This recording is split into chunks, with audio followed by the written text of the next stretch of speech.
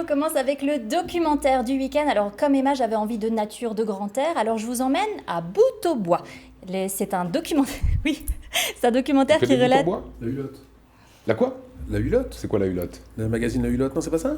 Je sais pas. Bout-au-Bois, il me semble. Alors en fait, ce documentaire, il relate l'histoire d'un groupe de jeunes enseignants écologistes convaincus qui décident dans les années 70 de s'installer à Bout-au-Bois avec l'objectif de sensibiliser aux questions environnementales. Ah oui, ça vous parle. Alors autant vous dire qu'à cette époque, ils étaient perçus comme des marginaux, un petit peu perchés. Et bien 50 ans plus tard, ce petit village ardennais est devenu un centre écologique majeur pour des nouvelles générations de défenseurs, bien sûr, de la nature. C'est à découvrir samedi à 21h et bien sûr, comme vous le savez, en replay et en rediffusion. Vous retrouvez votre programme TV sur le www.alsace20.tv. On regarde un extrait.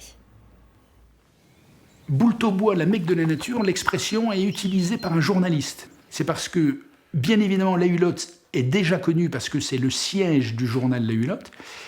Il est connu également parce que c'est le siège de la Fédération des clubs Connaître et Protéger la Nature qui devient de plus en plus importante. Et c'est aussi le siège de là où on organise des centres de vacances spécialisés nature pour ces CPN, en plus du développement, à l'époque un peu embryonnaire, d'activités. Et voilà, Luc Arbogast, vous aviez raison, vous connaissez ce village.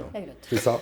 Mais alors, je revendique le fait que les enfants lisent La Hulotte, en fait, parce que j'ai découvert ça en colo quand j'étais petit ou chez les scouts, et puis c'est vrai que je collectionne encore aujourd'hui les vieux ouvrages de La Hulotte que je cherche chez les bouquinistes à Strasbourg pour les offrir à mes enfants, parce que je trouve que c'est délicieusement écrit, que c'est un peu impertinent, que le type qui a lancé ça se donne un mal incroyable pour faire les illustrations, les textes, tout, il est renseigné. Célia, raison de plus pour voir le documentaire ce week-end. Oui. On passe à de la musique?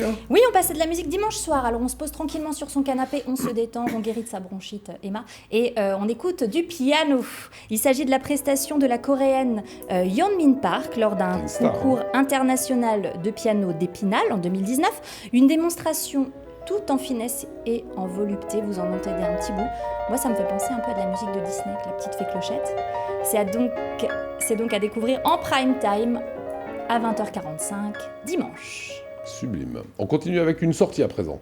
Oui, alors si vous avez envie de sortir, mais que vous n'avez pas trop envie d'oublier Alsace 20 pour autant, je vous propose un mix des deux. Ce sera lundi soir à 18h30 au cinéma à l'UGC Ciné-Cité de Strasbourg, où vous pourrez assister à l'avant-première du film d'Yves Brua, La fleur de houblon au fusil, dont Alsace 20 est bien sûr coproducteur. Un film qui raconte la riche histoire brassicole de la ville de Schiltigheim et de ses mutations entre 90 et aujourd'hui. Alors Michel Debuc, qui est l'ancien patron de Fischer et l'actuel PDG de Storig, en est le personnage principal.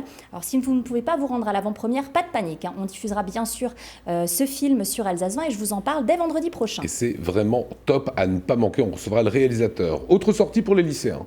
Alors oui Lionel, comme chaque année, c'est le salon Studirama qui débarque en Alsace. C'est le rendez-vous à ne pas manquer pour trouver sa formation de bac à bac plus 5 et pour bien sûr réussir son orientation.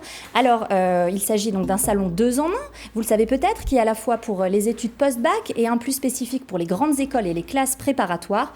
Alors vous me direz qu'aujourd'hui on trouve toutes les infos sur Internet. Bah oui, mais le plus de ce salon, c'est que ça met directement en relation les écoles avec les futurs élèves. On peut poser toutes nos questions, on peut venir accompagner de ses parents.